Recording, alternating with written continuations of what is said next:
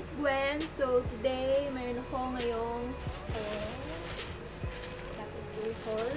Ito yung mga napamili ko.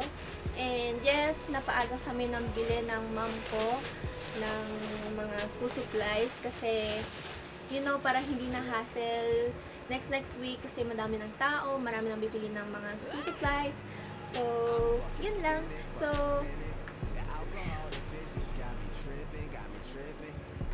ayan guys. So, ito na siya. And, ang unang ko munang papakita sa inyo is this bag from Raffles. And, baliktad pala. So, ito, Raffles siya guys.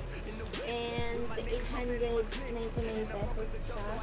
And, may malaking version na to. Parang super laki niya. And, yun, masyado siyang malaki. So, ang binili ko ay maliit. And, meron siyang laptop compartment. And, dalawang big compartment. Parang,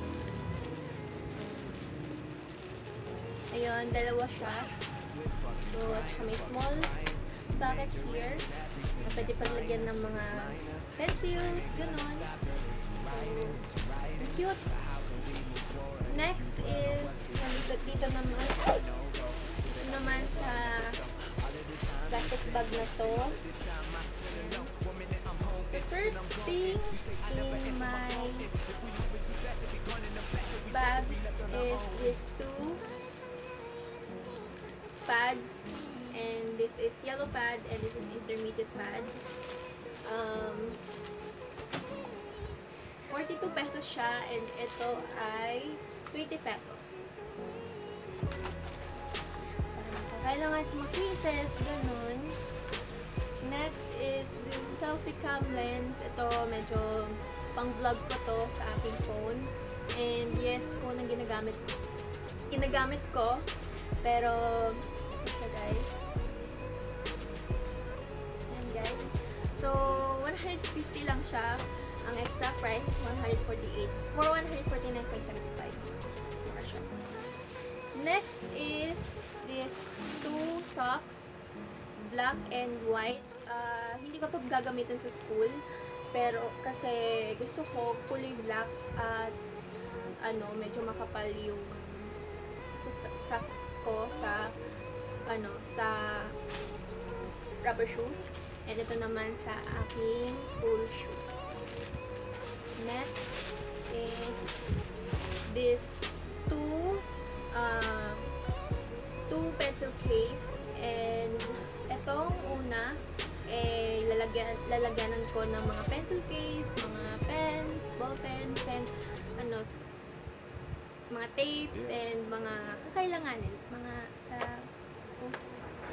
So, ito naman ay lalagyan ko ng mga aliligid and something, mga anek-anek, mga accessories, jewelry, or baka makeup. And I forgot magkano siya. This is 29.75. Next is refill.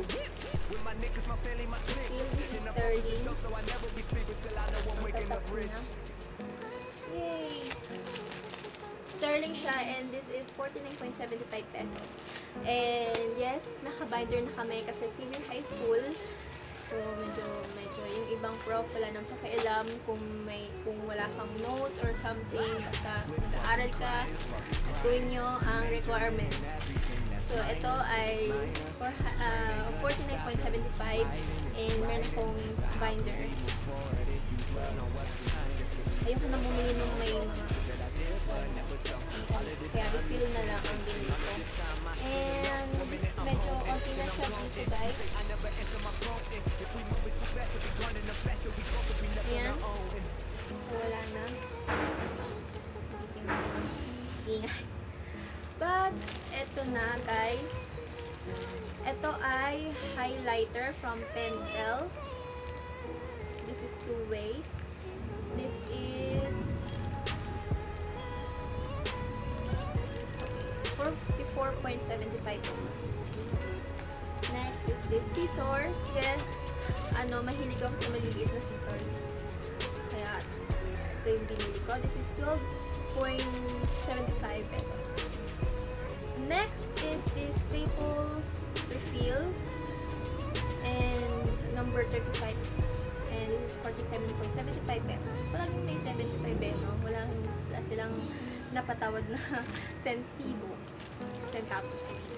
So, last but not the least, itong pen. This is 39.75 pesos from Faber-Castells. And ito yung pinaka-paborito ko. Yan guys. So ito lang guys yung mga napamili ko. Medyo hindi siya masyadong napakadami, napakalaki.